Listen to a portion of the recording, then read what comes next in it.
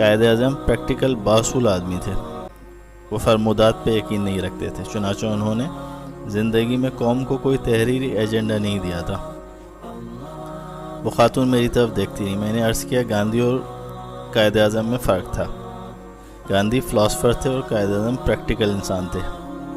وہ کہنے کے بجائے کرنے پہ یقین رکھتے تھے، کردار پہ یقین رکھتے تھے۔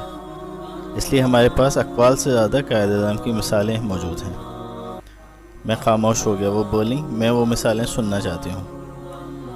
میں نے عرض کیا، مثلاً قائد اعظم نے پوری زندگی وقت کی پابندی کی، پوری زندگی قانون نہیں توڑا، پوری زندگی اقرا پروری نہیں کی، رشوت نہیں دی نہ لی، پوری زندگی اپنے مذہبی رجحانات کی نمائش نہیں کی کہ آیا وہ سنی تھے، وہابی تھے یا کیا تھے۔